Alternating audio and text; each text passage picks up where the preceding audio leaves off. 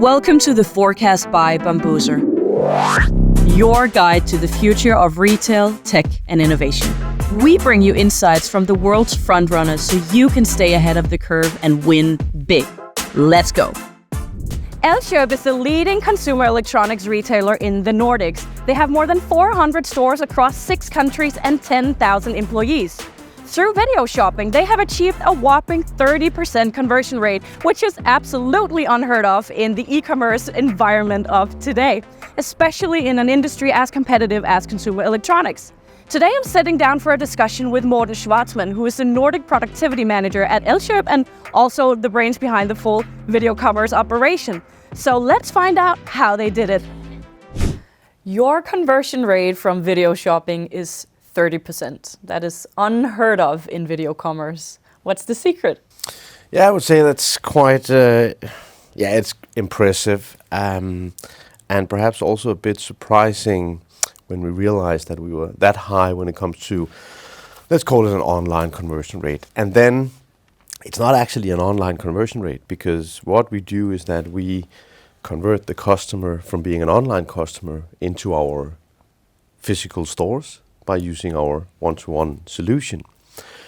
And when the customer get in touch with one of our dedicated live shoppers or agents, it is people who is used to working in the store and serving the customers visiting the store, meaning that they have other competences, higher competences to actually help the customer buying the products by providing them the knowledge and answering their questions. And that way, it's not that surprising that we are actually able to increase the conversion rate if you compare it to a, let's call it average or normal online conversion rate.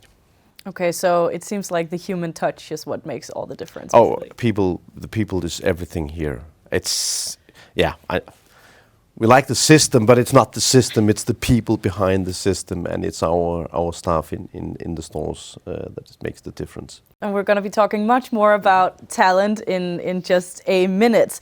But I would like to talk to you about your actual setup in the stores, because what's happening is that people will visit you guys online, and then you see this button where you can call in directly, and then you queue up and you get in contact with an agent, and you can basically talk about your needs, and they'll help you find your correct product. And we recently went to one of your stores here in Sweden to have a sneak peek about how it would all set up.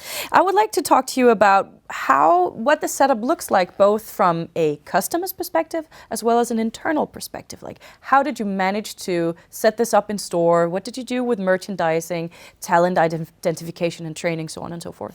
Yeah, I think let's go back to the let's call the start or the beginning with live shopping and why it became a reality. First of all, the pandemic changed a lot of things for us. We needed to be creative, think a different way, at least for a period, and that's where live shopping came into our mind, and we decided to implement live shopping in our stores to help the customers through the pandemic when they were not able to visit our stores in the same way they're doing now or before. And suddenly we realized this is a quite good idea. Let's continue with that. Let's build a concept into our stores so we also, on the other side of the pandemic, can actually benefit from this, and the customer can benefit from this. So during the implementation, we also realized we need to make sure that the customer gets the same experience every time they choose to access via live shopping. And that's when it comes to the merchandising part. We created these live shopping in-store centers because if a customer choose to add their video to the call, they should be able to see the same background every time and not experiencing or having the doubt that this is a scam, not seeing people just white background, but they could actually see a branded area with the live shopping. So we create these in-store live shopping centers in 2 stores in each country. And actually also because our physical visiting customers are able to see live shopping And most of our customers visiting our stores is also visiting our online channel. So they can walk through the store and see the staff taking calls in the centers. Okay. Exactly. So the brand awareness was certainly also an upside for us doing this. And in the end, for the staff working with live shopping, it just created a higher ownership of this, higher engagement, having their own spot location in the store where they were going to operate this, and not just walking around with a headset and a mobile device. And perhaps the customer, in some ways, at least we experienced that suddenly they thought that they didn't want to help the customers, that they were doing private stuff on their phone. So that's why we decided to go in that direction. And I think that's one of the key factors to our success so far, having these in-store centers. Could you talk me through the in-store centers a little bit for the people who are not familiar with Elkjøp, who may be tuning in from other parts of the world than the Nordics? Do you have demo stations, or is it more you co-browse the website together? What does the agent do to showcase the products?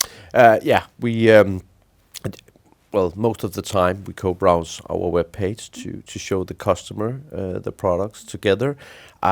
We can compare the products as well if the customer is looking into several, for example, washing machines.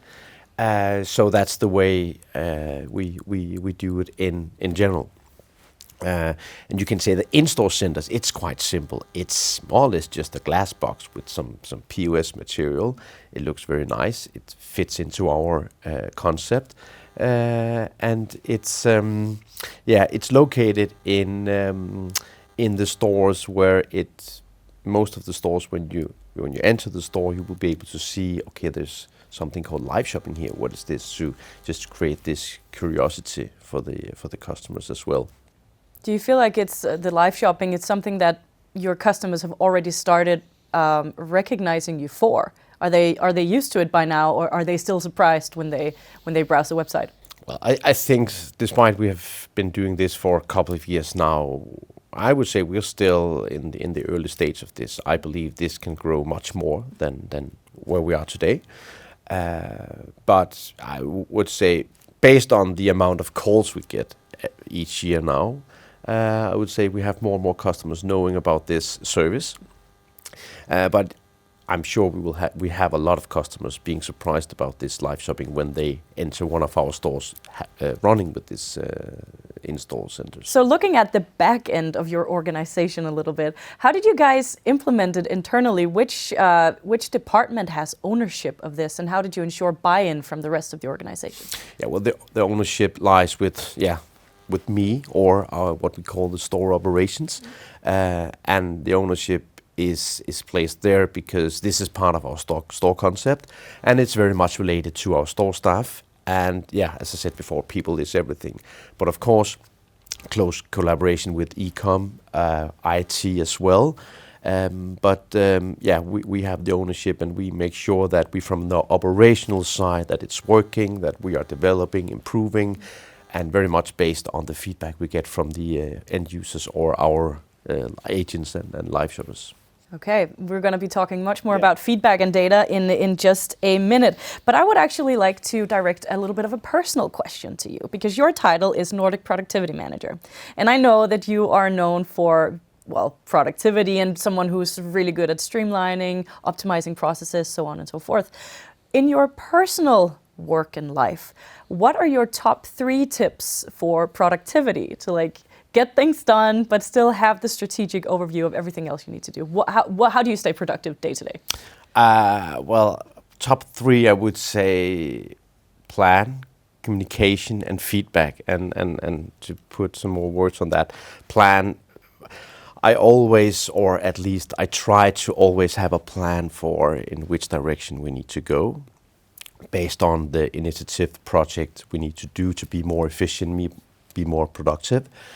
And you can say a plan only works until the first time you meet an obstacle, and then you need to have a plan for that. But I think that's quite vital, and also because a plan will then, with a plan, you will be able to communicate, which is my next key area or focus area. Because communication, I believe it's everything to make people understand why we do it. I think in many ways, especially working within retail, sometimes there's a tendency to do a lot of initiatives, projects, and so on, and it ends up at what I call the end users, our store staff. And sometimes perhaps they don't understand why we do this. And if they don't understand the why, I think the engagement and the motivation perhaps is not that high as we think it is. And then I'm not that fond of just desk decisions. So feedback for me is vital. One thing is to have a plan to execute on. Another thing is to communicate around this. But when we then implement, for example, live shopping, the feedback is vital for us, for me, to know in which direction we should improve and develop our product. Mm-hmm. And the feedback needs to come from the people working with the product that we have implemented, for example. So that's the way I try to be as productive as possible and as understandable as possible, since I'm not the only one in the organization adding these kind of initiatives to our stores. Going back to live shopping, to video shopping, how do you guys measure success? What are your top KPIs that you always measure? Yeah, well, we have a lot of KPIs in our business that we measure on. But when it comes to live shopping, and because I think there's a synergy in KPIs, our main KPIs is the customer experience or customer satisfaction, and also what we call the share of accepted calls or the response rate. How many of the calls do we actually accept? Because by doing that and keeping a high level on the response rate and a high level on the customer satisfaction, the other more commercial KPIs, well, it's natural that they will also increase, because if the customer is feeling safe and having a good experience, there's also a higher motivation for them to actually buy. So that's how I see the synergies between our main KPIs, or at least what I communicate from a central perspective, the customer satisfaction and the share of accepted calls, down to the more commercial KPIs, which is being perhaps more followed day to day by our local markets and the stores running with live shopping. It's interesting that you said that, because I was for sure, he's going to say average order size or conversion rate, but I guess you're right that the customer satisfaction and can people actually get through to you, that's the basis for the whole experience. Yeah, and also because if, let's just, as an example, if we suddenly realized that our conversion rate was dropping or our margin was dropping, what would we do? We would look directly at how satisfied are the customers and how many calls do we actually take. Mm. So why not start there and then make sure that we have high quality in those two KPIs, because we know that will just create the positive synergies into our the commercial KPIs. And how do you measure customer satisfaction after a call, for example? Well, for now, it's quite simple. Are you satisfied or are you not satisfied with the call? Mm-hmm. If we are improving that part, well, I don't know. But for now, it's all we need to know if the customer is satisfied or not, and also open for them to provide us some feedback on the call. But hopefully, or at least we have a plan to improve that part as well, to be more detailed. Mm-hmm.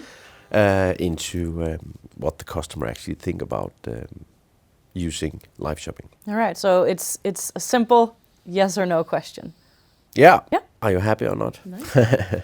Do you measure anything that might come as a surprise for the listeners? No, I don't think we try to keep it as simple and not that complicated. We need to communicate to a lot of people when it comes to KPIs and so on. And I think what I said before, perhaps it's not a surprise that we focus on customer satisfaction and the response rate. But perhaps it could be a surprise to someone that it's perhaps our main KPIs when it comes to live shopping. As you said before, a lot of people would guess that the first thing I would say was revenue, margin, and conversion rate, and it's important. But I think the other two, as said before, could be the surprise that this is actually what I'm spending most of my time communicating on. And also looking into. You just told me that you love feedback. How do you develop your live shopping offering based on feedback, both from the staff in store, but of course the end customers as well? Yeah, the office is actually very much up to our local markets, because we just need to realize, working in 4 different markets, there is deviations and differences between the markets, and when it's the right time to do different offers and so on. So what I do is that I try to support the local organization as good as possible, saying that, well, use the feedback from your live shopping stores to create the offers when they are ready. Because one thing is creating the offers in the right time, but we need to make sure we have the staff being able to handle this. So having the big, for example, around Black Friday, that's a quite big period for us, or day for us. We just need to make sure that if we do something special on the live shopping part, we need to make sure we have a fully staffed live shopping solution ready for that day when the offer comes. So we don't turn around a hopefully good experience to a bad experience by not having the people online on the solution. So it's back to it's actually very much up to the local market how they want to structure the offers and the timing for it. And also, I guess, how they communicate then with the customers, because it might be very different in Finland than to Denmark, for example. And so it's up to the store managers and the staff taking the calls to find their way of communicating that serves them best. Well, you can say I think it's two things, because the way we want to communicate, it's very much, at least from a central perspective, we have tried to be as transparent as possible, and saying that this is how you should treat a customer in the live shopping, with the live shopping experience. But when it comes to offers and so on, since we also have 4 online channels, one for each market or country, yes, it's the same, but sometimes it's not the same, or at least we need to acknowledge that there is differences, and that's why that part needs to be run locally. Okay, interesting. And I want to talk more about the differences between the countries, because my next question lined up here was exactly, did you see any differences in how the markets responded and behaved when you rolled out the concepts throughout the Nordics? Yes, I did that. And it was also expected, perhaps based on my experience with other implementation projects. But one thing is that when we did the implementation, we of course ensured that we had all stakeholders in place. We had all the pilot stores. They were involved in the implementation, so they got as good understanding as possible. We did some changes along the way. We didn't end up with the exact amount of stores that we started the implementation with, but anyway, we also realized when we went live with the live shopping and also these in-store live shopping centers, we did see some difference between how it was received and how they performed. Perhaps it was a question of the understanding. They needed a long time to adapt into the mindset around how to work with this.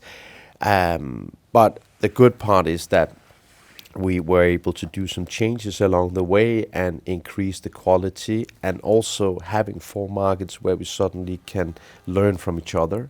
So I could take experience from, for example, the Norwegian market into the Swedish market to be able for them to increase the level of calls or customer satisfaction. I think today, and I think we have, it's no secret that we have more than 80% of the total amount of calls is actually being accepted. And I think one of the key successes to this is that we acknowledge and respect that there were differences between how it was received, but we were able to learn from each other, and that way, creating a good environment for people to actually grow into, what you can say, a higher quality performance. What were there any sort of surprising differences? Maybe one market, the customers, they loved the call, where others were maybe more apprehensive, didn't want to turn on their own video. Do you see any differences like that? You do? Yeah. We did.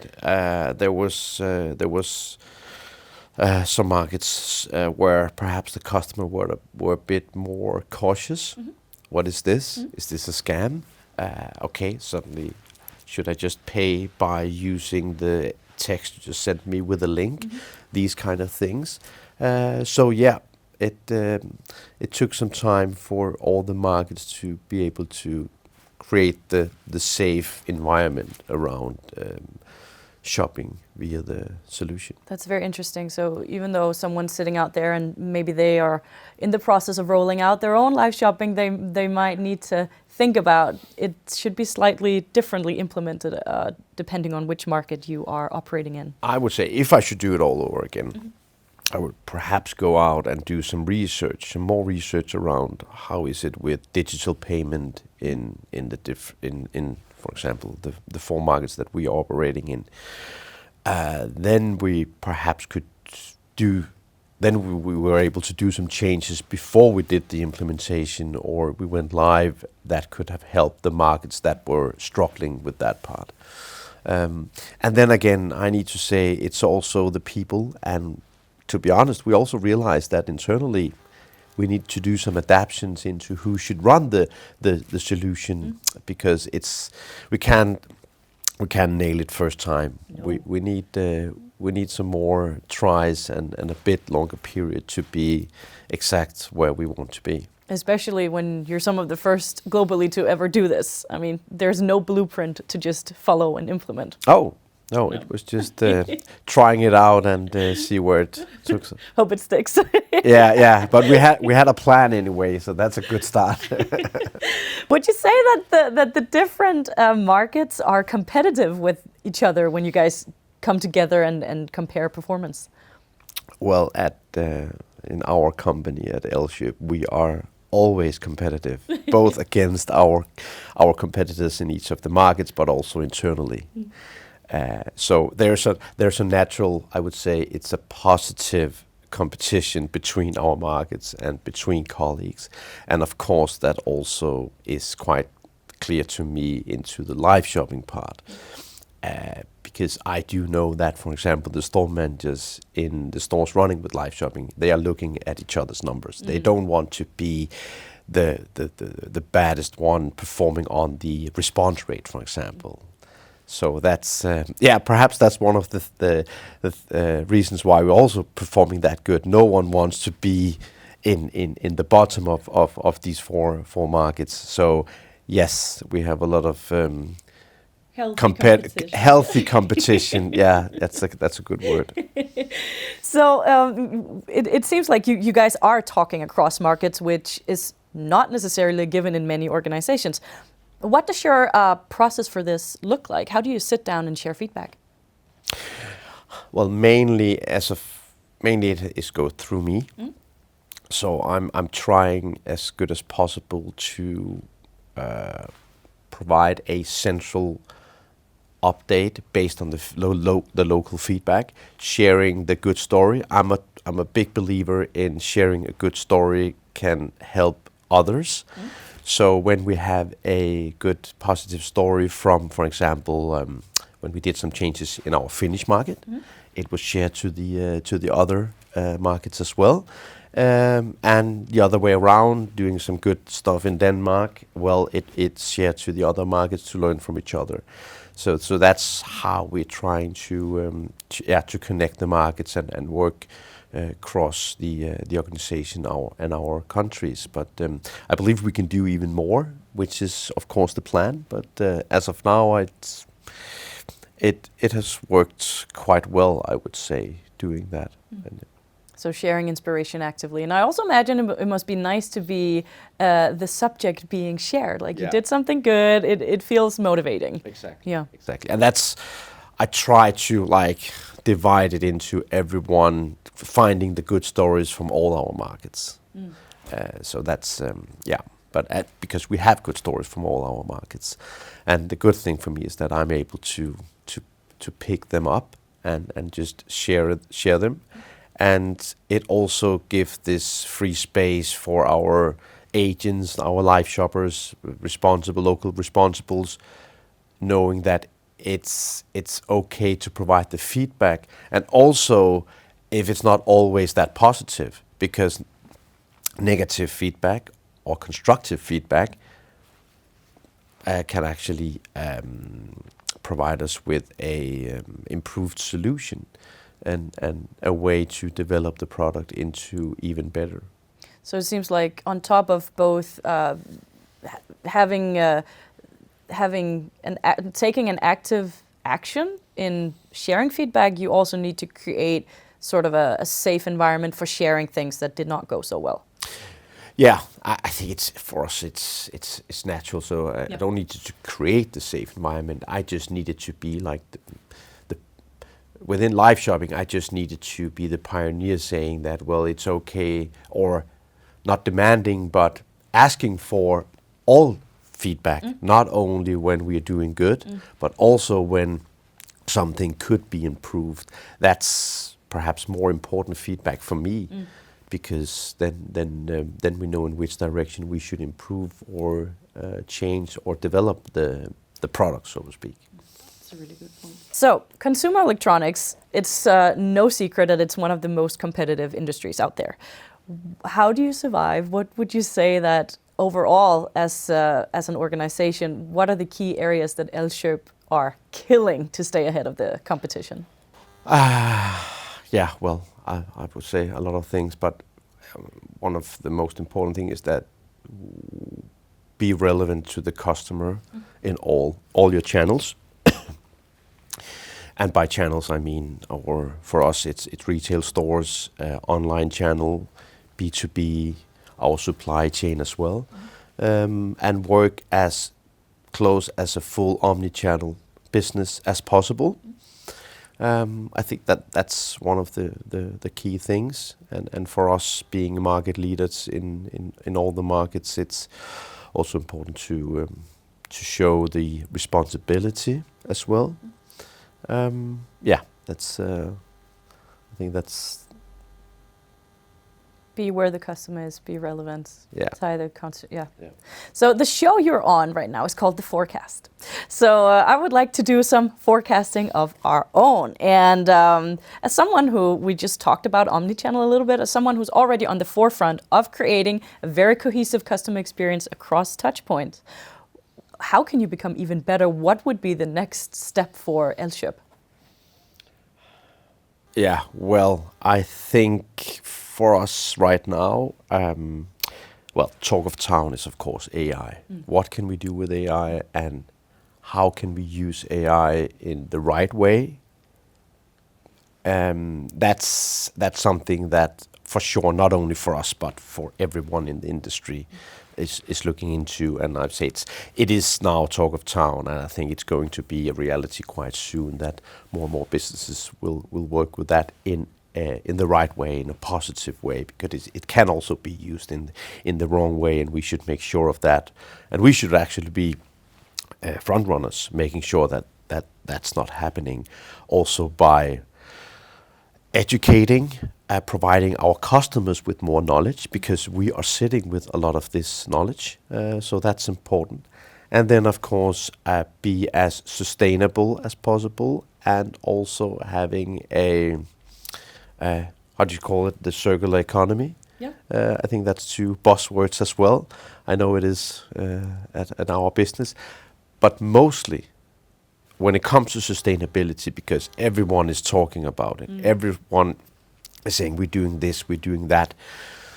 It's also important to show your customers that you're actually doing it. One thing is saying it, another thing is actually also doing it. And I think that's important for a business moving forward, because you don't want to be called out saying a lot of things but not doing it. No. Greenwashing can really backfire. Yeah, so that's as us for a business in general, not only when it comes to live shopping. General, I know that that's one of our priorities. What is one thing that you have implemented at Elkjøp when it comes to supporting sustainability that you're proud of? Well, we have provided the customer an opportunity to do what we call a green return, which is a very sustainable way to recycle their products. So the store will help them with the recycling process. Yeah. We forecasted a little bit of at Elkjøp, but if we look at the consumer electronics industry as a whole, I would like to hear what trends do you think we're going to see in consumer electronics within the next year? Here I'm thinking it could be both product, but also if you see any consumer trends brewing, what do you think is going to be big? Well, I think it's probably already started, but the consumer trend is that first of all, they're going to, as a consumer, they will demand more from us in the business, and require more from us as well. In terms of service or transparency? Yeah, I would say service, but yeah. That has been going on for a while now, which is a good thing because it keeps us up to date and on our toes at all times. But moving towards what we call working more multi-skilled, full cross, so we don't have dedicated staff selling laptops and mobile phones and washing machines, but actually helping the customer where the customer needs help. And if I should relate that back to the live shopping, that's one of the first areas where we did this. So when a customer uses live shopping, we don't have a channel for laptops and washing machines. It's the same person who has the competences to help the customer where the customer needs help. So I would say having this opportunity, showing the customer and having the same person helping the customer on the journey, that would be something that we would see. So less specialist roles in the business. Okay, I mean that does sound like quite tough requirements for talent, right? That they really need to be on their A game. We need to ensure that the training facilities is there and they are capable of doing this, but also at the same time making sure that people understand we don't expect you to be an expert in everything, because the customer don't expect you to be an expert in everything. They just want people to be honest. They just want make sure they get a good experience, smiley face. That's one of the key things here. They don't want all the technical details. Sometimes we believe that, us who has been in the business for many years, but that's not what the customer want. They just want a good experience. Morten, thank you so much for guesting the forecast today. It's been a pleasure, and it was so exciting to hear everything about how Elkjøp really took video shopping to the next level, and I can't wait to see what you're going to do next. Thanks for having me. Thank you.